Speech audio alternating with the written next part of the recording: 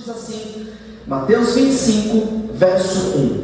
Então o reino dos céus será semelhante a 10 virgens que, tomando seus lampiões, saíram ao encontro do noivo.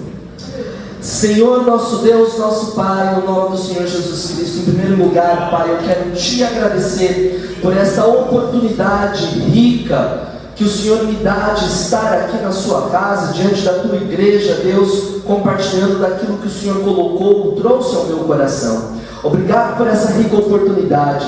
E Senhor, no nome do Senhor Jesus Cristo, não seja eu falando à tua igreja, mas seja o Senhor falando através da minha vida ao teu povo, à tua igreja. Senhor, o meu desejo é que nós sejamos alimentados pela tua palavra, que saiamos daqui nesta noite, Senhor, marcados, selados, ó Senhor, na tua palavra. Saiamos daqui, Senhor, cheios de ti, para uma vida, Senhor, lá fora no mundo, esperando, aguardando o retorno de Jesus, porque os nossos corações anseiam por isso. Pai, no nome de Jesus, dê ordem aos seus anjos ao nosso respeito, ao respeito dessa igreja, ao respeito deste povo, Senhor. Nos guarde, leve cativa cada mente a ti, Senhor, para que não haja roubo, distorção de palavras, Senhor, para que nós nos mantenhamos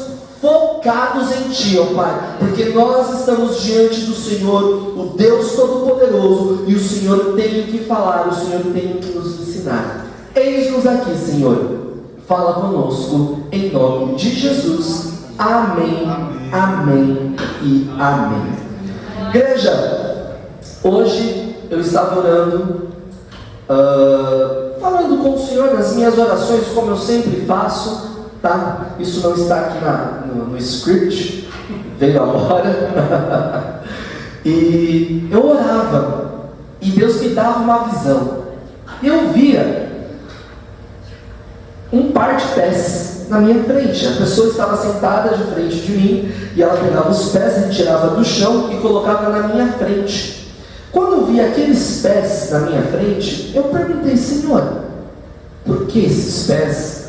Será que a pessoa a quem pertence esses pés precisa de oração? A minha irmã, obrigado, Deus abençoe, viu? Essas coisas aqui é só para pastor. Aí o pastor Márcio passou para mim a bênção.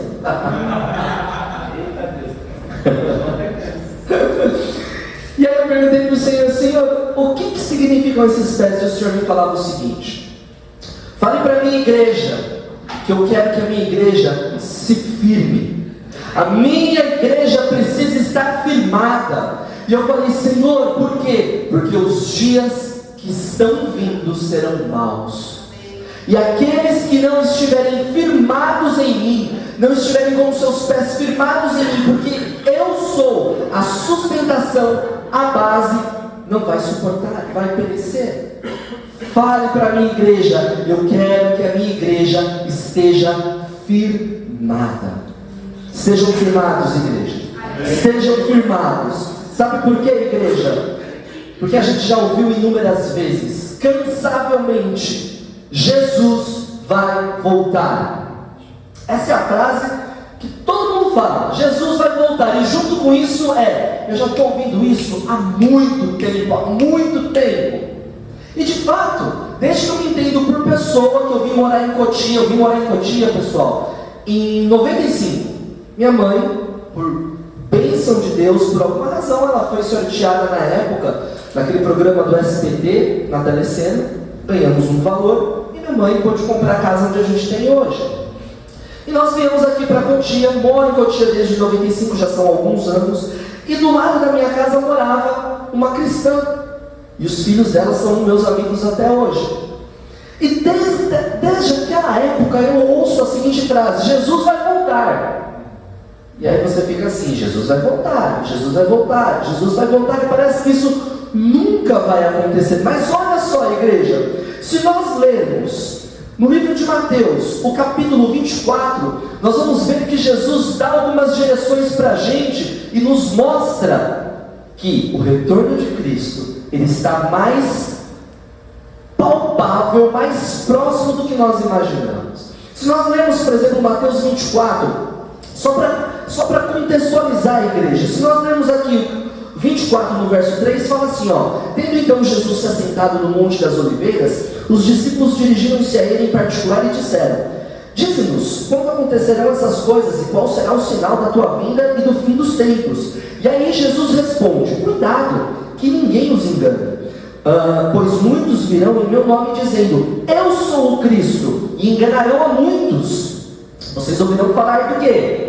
Guerras, rumores de guerras, mas não tenham medo, é necessário que tais coisas aconteçam, mas ainda não é o fim. Nação se levantará contra nação, e reino contra reino, haverá fomes e terremotos em vários lugares, tudo isso será o início das dores. Igreja, Cristo está voltando, Jesus está voltando, a volta de Jesus, ela está muito mais próxima do que nós imaginamos. Certa vez eu assistia um pregador na internet, e ele falava assim, que Deus tinha dado uma visão para ele, e ele via anjos em salas separadas, e o último anjo que ele via, ele estava lustrando uma trombeta, e Deus falava: está chegando a hora, está chegando a hora. Igreja, se nós olharmos para o mundo, para o que está acontecendo ao redor, a gente tem plena convicção de que o retorno de Cristo está muito próximo. Jesus está às portas. E olha só, igreja, que interessante. Esta parábola aqui que nós lemos apenas um versículo, mas a igreja já está careca, né, Hamilton? Literalmente, já está careca de ouvir sobre a parábola das virgens. Qual que é a intenção? Qual é a ênfase que Jesus dá? Agora que o pastor Márcio entendeu. Brincadeira, irmão. Qual que é a ênfase que Jesus dá na parábola das virgens? Jesus está falando sobre o reino dos céus. Mas qual é a ênfase que Jesus dá sobre a parábola? A ênfase que Jesus dá sobre a parábola é que o reino dos céus está vindo e que nós devemos esperar por esse reino. Mas como? Vigiando. A chave desta parábola é que nós devemos esperar pelo retorno de Cristo, pela segunda volta de Cristo, em vigilância e prontidão. Te explico. Vigilância é, literalmente, estar vigiando. Mas não é estar vigiando a vida do vizinho, a vida das pessoas no Facebook, no Instagram. Não! É nós estarmos nos vigiando naquilo que nós estamos fazendo, na nossa conduta, no que nós estamos falando, no que nós estamos vendo, no que nós estamos pensando. A parábola que Jesus traz para os discípulos dele fala sobre vigilância.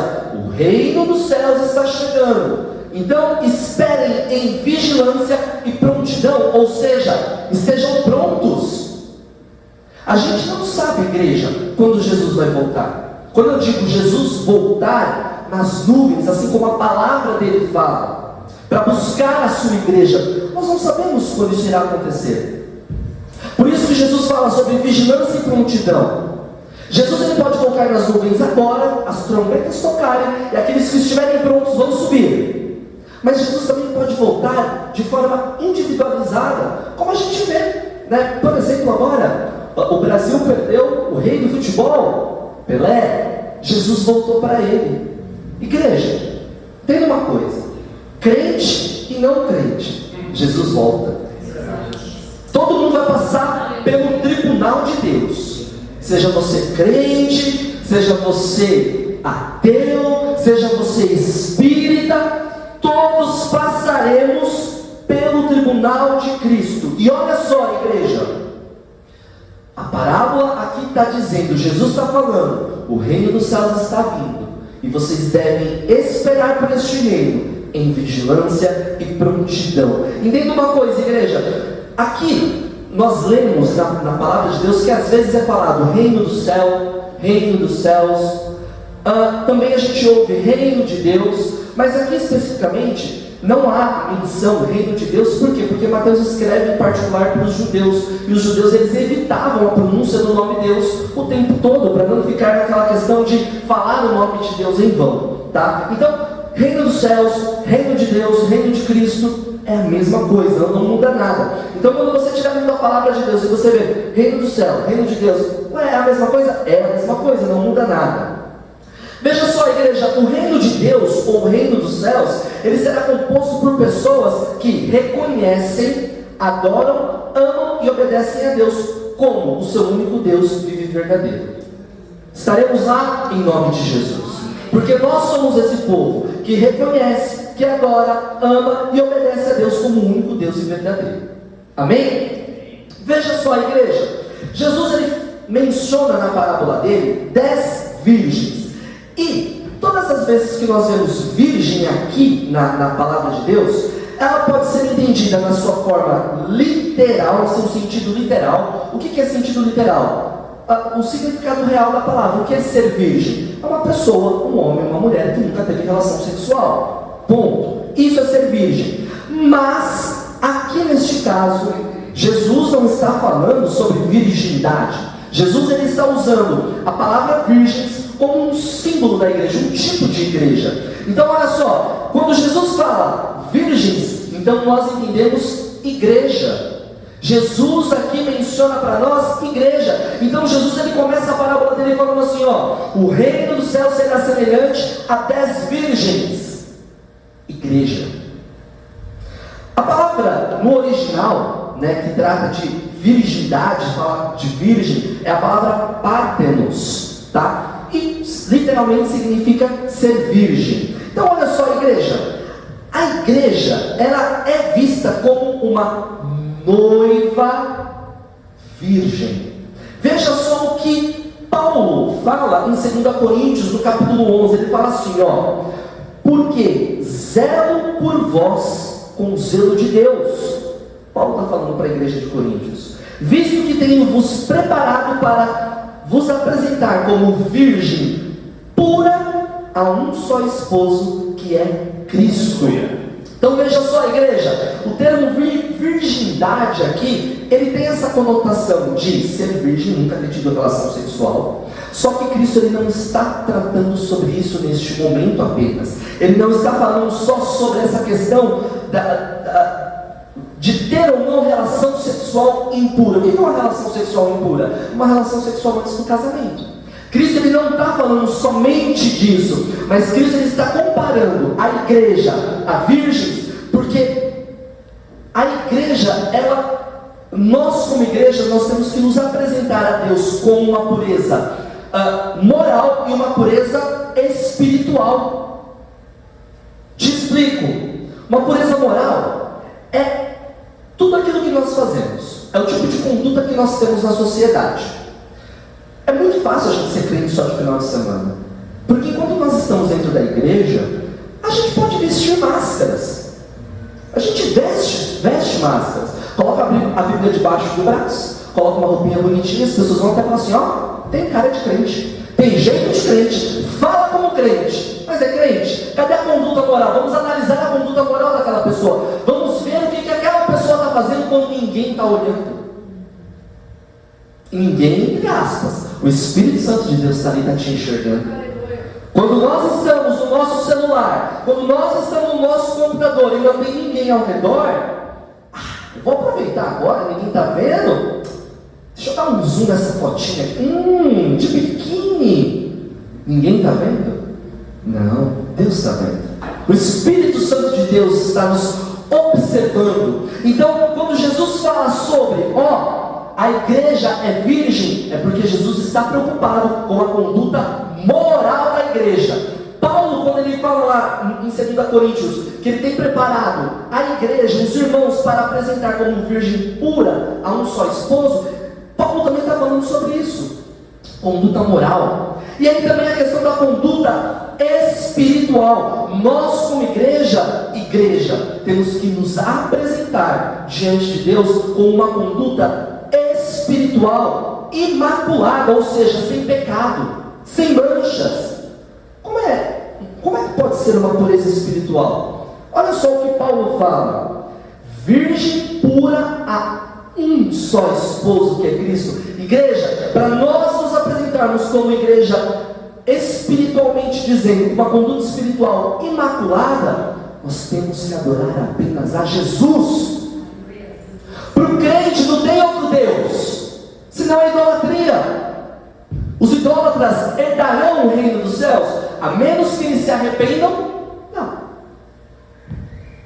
Então, quando Jesus está falando sobre virgindade, ele está falando justamente isso. Vocês precisam adorar a um só Deus, o Deus verdadeiro, o Deus de Israel, que tirou vocês lá do Egito.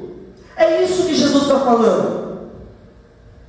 Por que Jesus traz isso para o povo? Por que Paulo está falando isso para os coríntios? Porque lá na época da igreja primitiva, lá na igreja de Coríntios, o que acontecia? O povo naquela época vivia um negócio chamado hedonismo. O que é hedonismo? É o ser humano estar preocupado só com o quê? Com os prazeres. O negócio é ter prazer e satisfazer o prazer. Em outras palavras, vamos satisfazer a carne. O povo lá na época estava assim, pode fazer sexo com todo mundo, faz o que vocês quiserem, enche a cara, pega, tá tudo. É tudo em nome do prazer. E aí o que acontecia na época? Os cristãos, eles não poderiam se misturar com aquele povo. Por quê? Porque senão eles teriam as características daquele povo. E eles, os cristãos, não poderiam ser confundidos com os homens daquela época. Então Paulo falava assim, vocês precisam ter uma conduta moral, ok, uma conduta espiritual, ok.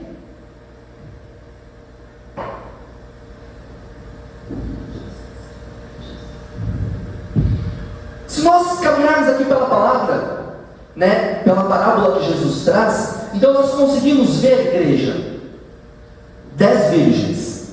E aí Jesus divide essas virgens em 2 grupos.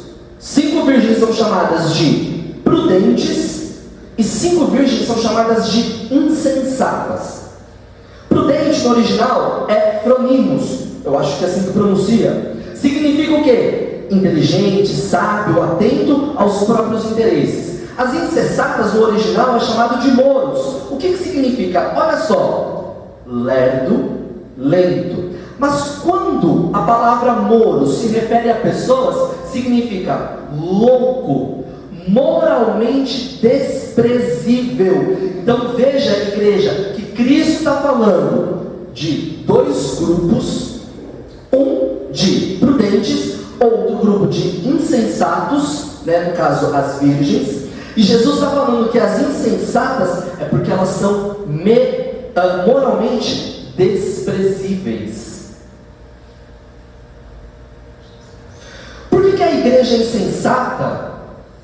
Observe, se a gente ler aqui a parábola, a gente vai ver que ambos os grupos de virgens carregavam o quê? O lampião, a lâmpada. Então, por que a igreja insensata, embora ela estivesse carregando consigo a lâmpada ou o lampião,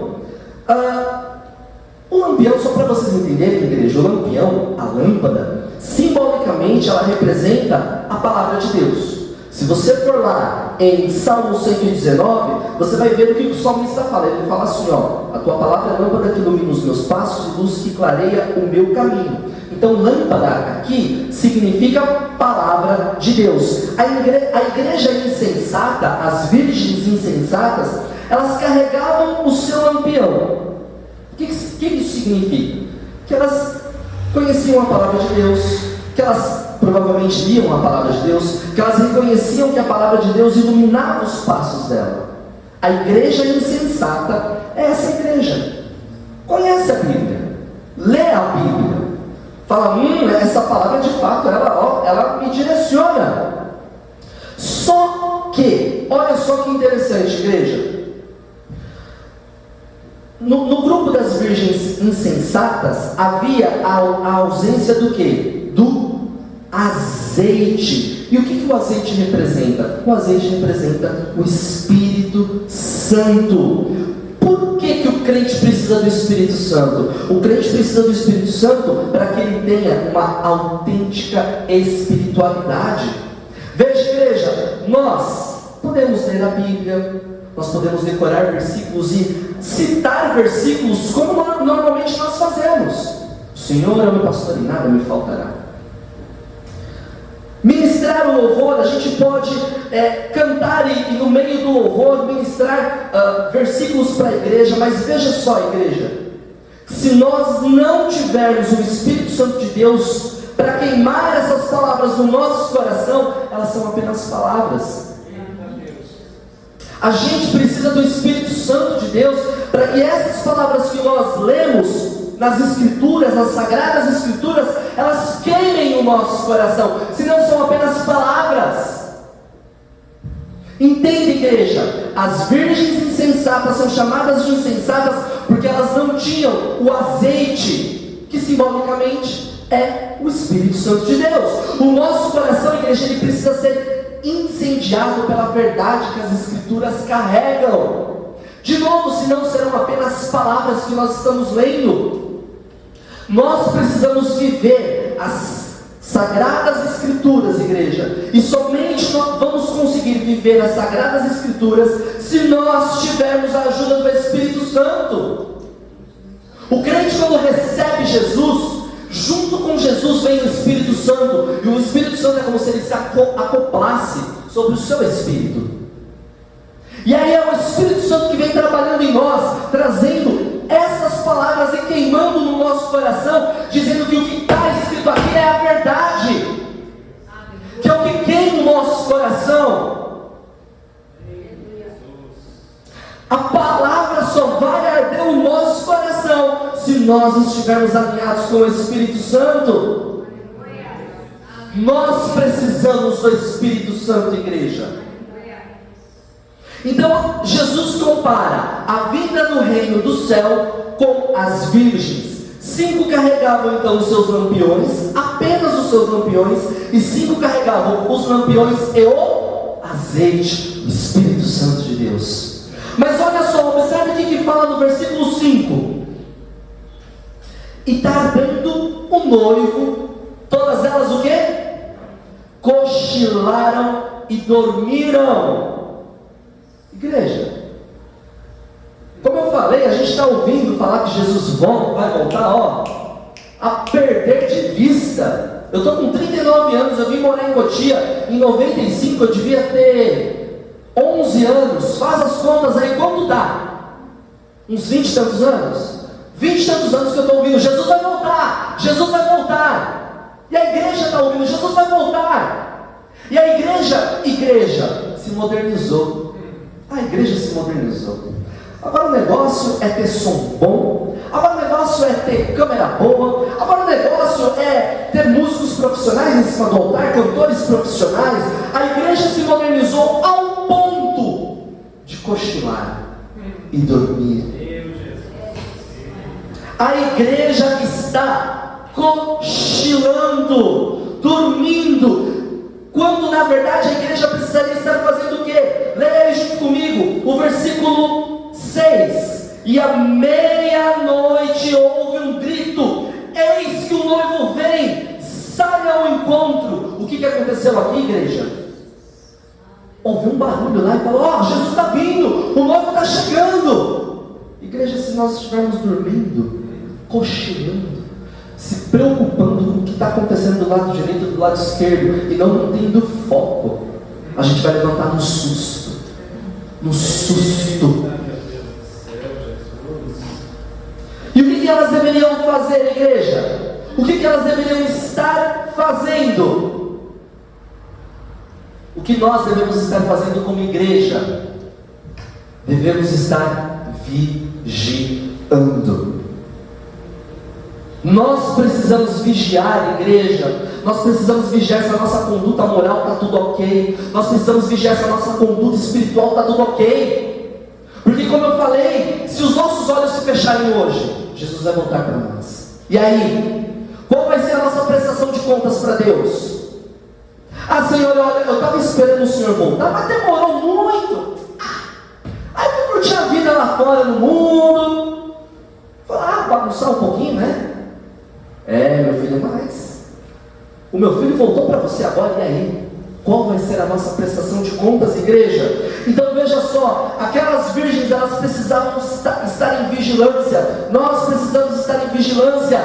Qual é o horário que dá a vinda do noivo? meia-noite. Aí você fala assim para mim: mas meia-noite? Como é que eu vou vigiar meia-noite? Eu estou dormindo.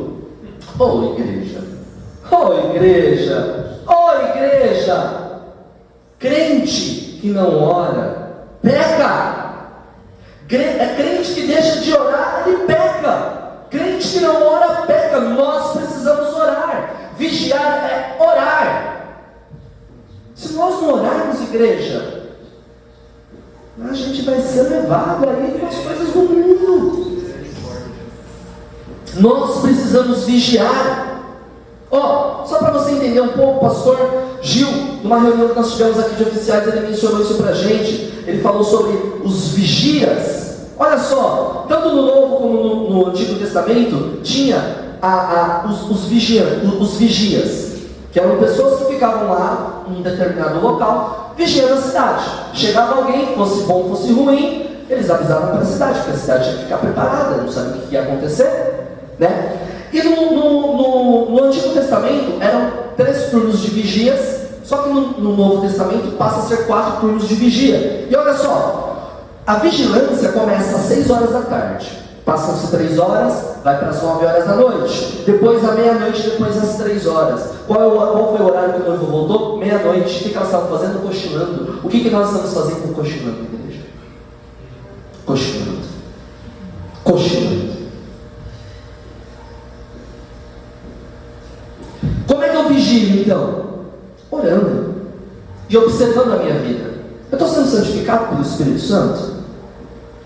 Sim, estamos. A resposta é essa. Você e eu, que somos crentes, recebemos Jesus, temos o Espírito Santo, continuamente estamos sendo santificados pelo Espírito Santo. A pergunta é: você e eu temos mantido a santificação do Espírito Santo?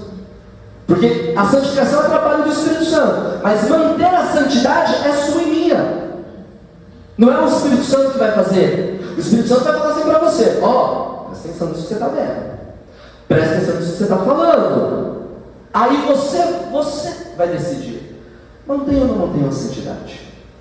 Caio ou não caio no pecado? Estou vivendo uma vida separada para o mundo? Isso é me vigiar. Eu estou me vigiando. Eu estou vivendo o que a Bíblia diz para eu viver. Eu estou orando. Eu estou jejuando. Uma vez eu perguntei para Deus: Senhor, para que jejum? Para a gente estar mais perto de Jesus. Isso o próprio Jesus fala na palavra dele. Nós jejuamos para ficarmos mais perto de Jesus. Mas o Espírito Santo trouxe assim no meu coração: você não consegue ficar 5, 6, 10, 12 horas sem comer alguma coisa? Sim, consigo. Você não está diante de uma mesa que tem tudo que você gosta e você não consegue deixar de comer? Sim. Então, você jejua para você falar para a tua carne que se você consegue jejuar, você também consegue deixar de pecar. Eu falei: meu Deus. Eu falei: amém, Senhor, entendi. Vamos jejuar, não vamos questionar. Então a gente jejua para matar a nossa carne também, igreja. Para falar assim: não vivo por isso, eu vivo pelo meu Espírito, pelo Espírito Santo que habita em mim. No verso 7, igreja: todas as virgens se levantaram e prepararam então os seus lampiões, ou as suas lâmpadas. Porém, então as insensatas, elas não tinham ainda o azeite, tiveram que fazer o quê? Comprar o azeite. Enquanto elas faziam isso, o noivo chegou. Aquelas que estavam preparadas, elas fizeram o quê? Elas entraram nas bodas, fala boda, né? Nas bodas do noivo. Oh glória! Seremos a igreja preparada, remida no sangue de Jesus, que quando Jesus tocar a trombeta ou se fecharmos os nossos olhos neste mundo, iremos ter com o nosso Jesus? Amém? Amém? Nós iremos.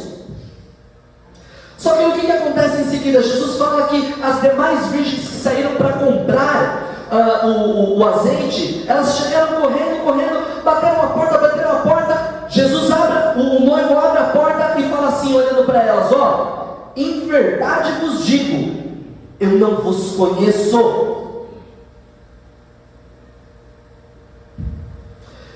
Irmãos, o óleo nos faz sermos conhecidos de Jesus. O óleo, o azeite faz você estar na lista de Jesus. Ele vai bater o olho e vai falar assim: Giovana, azeite, vem mais perto. vem. Ele pode olhar lá na lista dele, João, sem azeite. Vai para lá. Pode acontecer. Pode acontecer. E o que separou então um grupo do outro foi que um grupo tinha então o azeite e o outro não tinha o azeite. Então foi o azeite que fez com que as virgens chamadas de prudentes serem conhecidas por Jesus. E aí, igreja, eu fui perguntar para Deus, porque eu sou um cara curioso. Eu fui lá perguntar para Deus, eu falei assim: Senhor, as virgens tinham óleo, as outras não tinham. A porta se fechou. Mas o que tem nesse óleo? Qual é o conteúdo do óleo? Simbolicamente representa o Espírito Santo. Mas quais são as características que possuem esse óleo, que fazem com que esse óleo me dê direito de acessar ao Senhor, de morar com o Senhor? E aí Deus trouxe para mim novamente 2 Crônicas 7:14, que diz assim, vou ler para a igreja: se eu fechar o céu para que não chova, ou mandar que os gafanhotos devorem o país, ou sobre o meu povo enviar uma praga. Aí o verso 14: se o meu povo, que se chama pelo meu nome, se humilhar e orar, buscar a minha face e se afastar dos seus maus caminhos, dos céus o ouvirei, perdoarei o seu pecado e curarei a sua terra. Veja só, igreja, qual é o conteúdo do óleo? Ou seja, o que nós temos que fazer para que o conteúdo do óleo seja completo? 3 coisas que Deus fala na palavra dele. Nós precisamos, igreja, nós precisamos nos humilharmos, orarmos e nos arrependermos. São os 3 ingredientes que compõem esse óleo. Nós precisamos humilhação, oração e arrependimento. Igreja, veja só, Deus me deu uma visão um tempo atrás. Eu orava pelas igrejas de um modo geral, pela nossa igreja, e Deus me dava a seguinte visão. Eu via como se eu estivesse do lado de fora de um prédio, e eu via o encontro de 2 paredes. Eu via bem a quina da parede, e era como se aquelas paredes fossem dessa cor cinza, que é o nosso chão aqui, tá? E o material que era feito a parede era como se fosse uma borracha. E nisso eu só via a parede da igreja, eu não sabia que era igreja, eu não sabia que era nada. Aí eu via assim, o canto dessa parede, e eu via um estilete vindo de cima para baixo e cortava essa borracha, mas como se nós estivéssemos cortando manteiga. Sabe quando a gente esquenta a faca e passa na manteiga e corta, escorrega facilmente? Quando eu vi aquilo, eu falei assim: meu Deus, o que representa isso? O que é isso? E aí Deus falou assim para mim: eu estou lapidando a minha igreja. Igreja, a gente está vendo que as eleições deram o resultado que deram. Amém? Amém. E eu ficava assim, pensando: meu Deus, deu esse resultado, o que vai ser, né? Mas dentro do meu coração o Espírito Santo falava assim: ei, eu tenho controle de tudo. Quietai-vos, fica quieto. E, sabe, a gente vendo as pessoas comentarem sobre os resultados, não, porque não sei o que, humanamente dizendo, a gente vai arregaçar as mangas e vai para cima. Não, vamos lá para frente dos quartéis, vamos lá para Brasília, vamos voltar para quebrar, vamos fazer tudo, porque a gente não quer esse governo. Humanamente dizendo, seria dessa forma. Só que se a gente vive na carne, a gente deixa de viver aquilo que Deus está fazendo. Se Jesus fosse responder a ida dele à cruz na carne, ele não teria ido para a cruz, irmãos. Ele não teria ido. Mas Jesus, ele fez o quê? Se possível, passe de mim esse cálice. No entanto, seja feita a tua vontade. Então, igreja, veja. Entra governo, sai governo, a gente sabe qual que é a história. E eu não estou aqui para falar mal de A, B, C ou D. Não é isso. Entra governo, sai governo, pouca coisa muda, muita coisa muda, enfim. O mais importante é que nós entendamos que, embora vocês e eu percamos o controle das coisas, Deus não perde. Embora você e eu nos desesperemos em meio a situações, e a gente pensa, e agora? Meu Deus, e agora? Deus está olhando e está falando assim, parece que nem me conhece, está andando tanto comigo e nem sabe quem eu sou.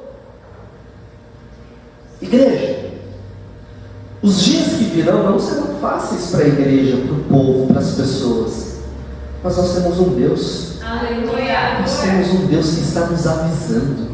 Está falando assim, ó, fica preparado. Firma o teu pé.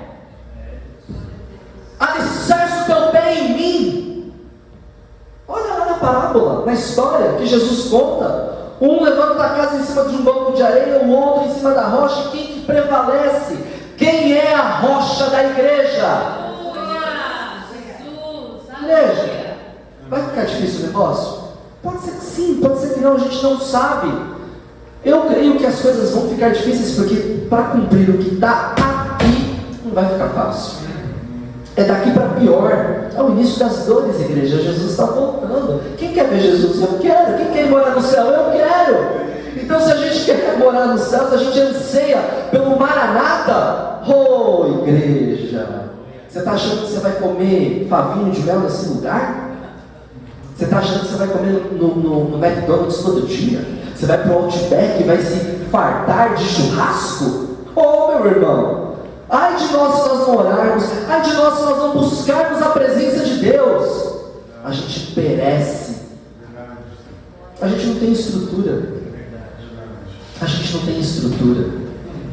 Veja só, igreja, o conteúdo daquele óleo são 3 coisas: oração, humilhação e arrependimento. Eu vou ter que correr, porque não vou conseguir terminar. De maneira rápida, a oração é o meio que nós nos comunicamos com Deus. Eu não vou focar na oração e no arrependimento, tá? Eu vou focar rapidamente na humilhação. Então a oração é a forma como a gente fala com Deus, ponto. Você não está orando? Você precisa voltar a orar. O recado que eu te dou é esse: irmão, mas oração não é só obrigação do pastor. A oração não é só do ministério de intercessão. Irmão, cantar pode ser para alguns, pregar pode ser para alguns, orar é o ofício de todo crente. Então você precisa orar, tá? Se você não está orando, toma vergonha na tua cara. Essa é a palavra que eu vou dizer para você. Tome vergonha na cara e vai orar. Você precisa orar. A outra palavra que compõe o óleo é o arrependimento. Arrepender-se do quê? Das coisas erradas que nós fazemos.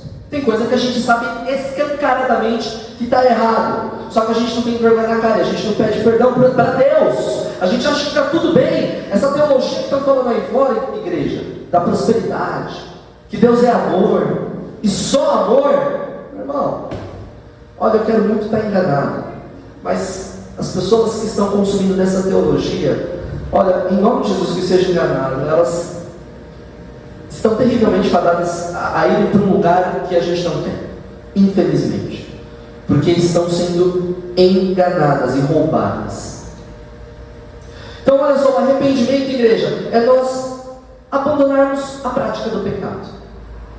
Via filme pornô, não vejo mais. Fumava, não fumo mais. Bebia, não bebo mais. É você dar as costas para o pecado e não voltar mais para ele. Isso é arrependimento.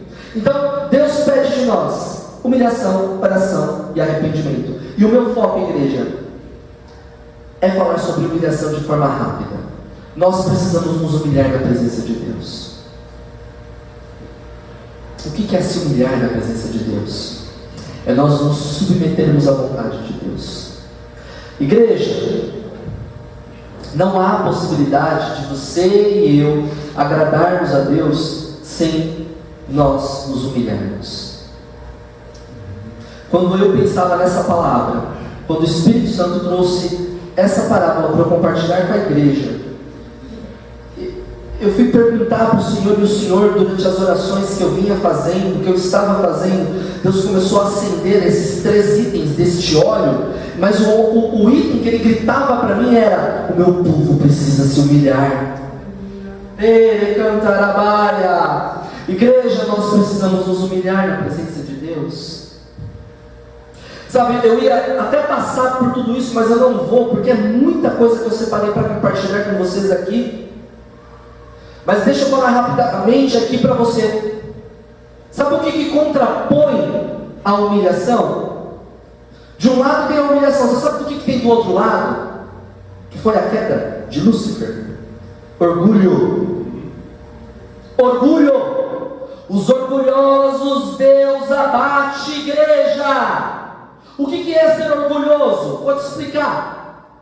É você não reconhecer diante de Deus que você depende dele. Sabe, igreja? Às vezes eu me analiso e eu falo assim: poxa, eu acho que eu dou uma boa aula lá na escola. Eu acho que eu sou um bom professor. Sabe, eu posso não ter a voz mais bonita, mas eu acho que eu faço bem feito o que Deus pede para que eu faça. Não toco tão bem violão, mas eu acho que está ali do que é necessário. Às vezes me analisando eu falo assim: poxa, eu acho que eu falo bem, eu tenho uma boa eloquência. Às vezes eu me olho no espelho e falo assim: é bonito. É brincadeira. Brincadeira, eu faço isso, não, eu faço sim. A José até fala assim pra mim: ei, a autoestima boa que você tem, hein? Eu falo: ai, mas você não me valorizar? Brincando, igreja. O que é ser orgulhoso? É eu não reconhecer diante de Deus que tudo é por Ele, tudo é para Ele, tudo é através dele na minha vida. Se eu de alguma forma falo bem, não é mérito meu, é mérito do Senhor. Ele colocou isso em mim. Se eu toco bem o violão, não é mérito meu, é do Senhor. Ele me deu o dom. Igreja, a gente precisa se humilhar na presença de Deus. Sabe o que nós somos? Nós somos nada. Nós somos um nada. Nós somos, eu acho que a gente não é nem aquele verbo que fica na terra que revolve a terra. A gente não é nada. Sabe, eu estava vendo na televisão o carro do Pelé passando, quando ele faleceu, um baita de um carro que eu nem sei qual que é a marca daquele carro, Chrysler, alguma coisa assim. Carro importado. Quando o carro passou na televisão, que eu vi o caixão dele dentro, eu olhei ali e pensei assim: rico, pobre, negro, branco, brasileiro, americano, todo mundo vai para o mesmo lugar. O fim é nós sermos enterrados. Sabe, igreja, às vezes a nossa prepotência, a nossa altivez, a nossa soberba não permite que nós nos cheguemos diante de Deus e reconhecemos que sem Ele nós nada somos.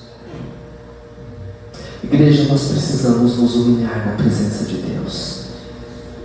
Quando você chegar na tua casa e você for orar, entra na presença do Senhor falando assim: Senhor, eu sou nada. Eu sou um nada, literalmente. Eu não sou nem digno de tirar a sandália do teu pé, quanto menos lavar o teu pé. Eu não sou nada, Senhor. Se eu tenho alguma coisa, se eu sou alguma coisa, o mérito não é meu, o mérito é do Senhor. Se eu como, se eu tenho alimento na minha casa, é mérito do Senhor. Se eu tenho uma cama para dormir, é mérito do Senhor. Glórias a Ti. Por isso, igreja, que nós damos tanto glória. Porque nós estamos reconhecendo não com a nossa boca, não com a nossa fala, mas com o nosso coração: Tu és o dono de todas as coisas. Tudo é Teu. Você tem carro? Deus te deu o carro. Você toma banho quentinho, e que verão doido é esse, né? Que faz com que a gente tome banho quentinho. Você está tomando banho quentinho? É Deus. É Deus que te proporciona o salário para você pagar a sua energia, você comprar um chuveiro bom, você ter uma toalha sequinha, limpinha para se secar. Igreja, a gente precisa parar de chegar diante de Deus com arrogância, com a nossa listinha de petição. Senhor, Senhor, eu vou te servir, né? Senhor, eu vou fazer a tua vontade. Aí a gente usa aquela conjunção que dá a ideia de possibilidade. Eu vou te servir, Senhor, eu vou fazer a tua vontade. Se Se o Senhor me der uma casa, se o Senhor me der um carro, se o Senhor me der um emprego, se eu fizer a viagem dos meus sonhos. Sabe qual foi a maior bênção que Deus já te deu? Sabe qual foi a maior bênção que Jesus já te deu? A ida dele lá para aquela cruz, para que você e eu tenhamos o quê? Salvação. Aleluia. Aleluia. Meu irmão, o que vier depois disso é lucro. Carro, casa, família. O que vier depois disso é lucro. E a gente ainda chega na presença de Deus com a nossa listinha de petição. Entende, igreja? Eu não estou dizendo que está errado pedir. A gente pode. A gente tem que pedir. Mas sabe, com aquele coração altivo. Senhor. Quando eu aceitei Jesus, igreja, eu acho que eu já falei isso para vocês. Eu cheguei diante de Deus, eu fui muito audacioso, cara do céu. Eu cheguei diante de Deus no banheiro da minha casa, lá no Japão. Eu fui aceitar Jesus. E aí eu falei assim: tá bom, eu vou te aceitar.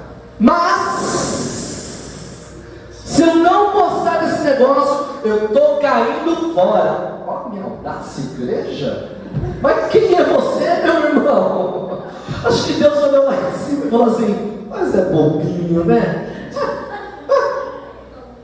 É bobo, né?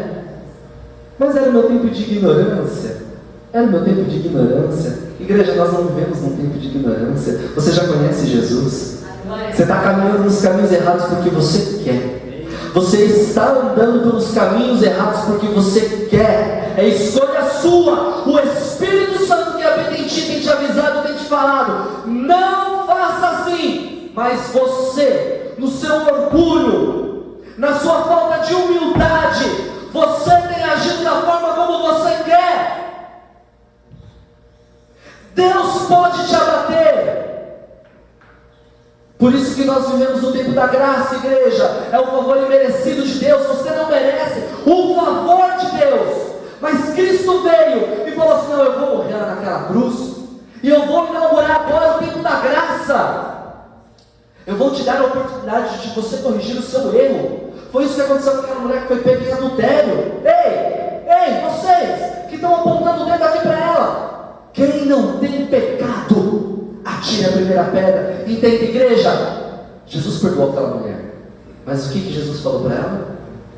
Vai, mas não peque mais. Você está pecando porque você quer. Nós estamos vivendo uma vida de pecados porque nós queremos, porque nós desejamos. Porque a vontade de matar a nossa carne é menor do que agradar a Deus. Igreja, quando você chegar na presença de Deus, que você vai lá para a cruz. A cruz é o lugar onde a gente mata o nosso eu. Igreja, às vezes eu vou orar, eu fico lá na cruz uns 40 minutos, só falando assim para Jesus: Jesus, eu não sou nada. Quem sou eu? Eu dependo totalmente de Ti.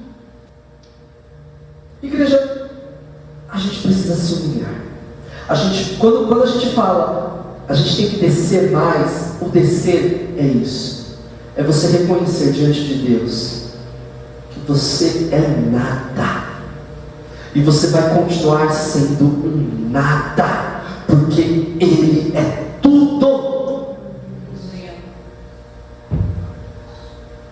Se apresente na presença dEle.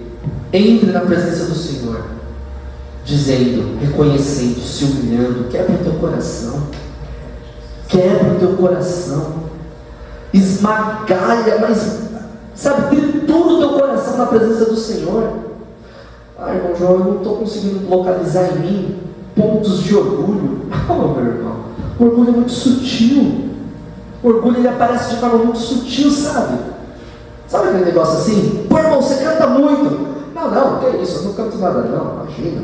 Mas o seu coração está borbulhando. Não, eu canto pra caramba. Eu abro a boca aqui, eu detono tudo. Coração orgulhoso.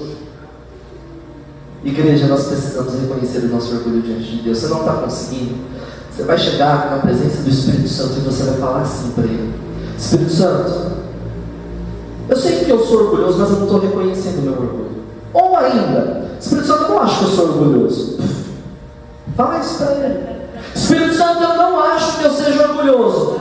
Me mostra o meu orgulho. Ah, meu irmão, esteja preparado para a lista. O Espírito Santo vai fazer você lembrar de coisas, ó. Lá de trás você vai falar assim: meu Deus, me perdoa.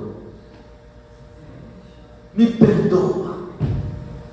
E aí você vai começar a entrar em lágrimas, porque o Espírito Santo, igreja, ele é maravilhoso. E ele vai começar a trazer no teu coração, vai começar a falar no teu coração tudo aquilo que te coloca como orgulhoso. E automaticamente, porque o Espírito Santo vai te mostrando o orgulho, ele vai colocando no seu coração o convencimento que você precisa pedir perdão. E em lágrimas você vai falando assim: Senhor, me perdoa por essa situação, eu sou orgulhoso, eu sou mau. Igreja, nós não somos bons, bom é Deus. O próprio Jesus fala: eu não sou bom, bom é o Pai. Chegue na presença do Senhor em humildade. Nós queremos ser as virgens prudentes que vamos bater a porta vai se abrir e falar assim: ó, entre no gozo do seu Senhor.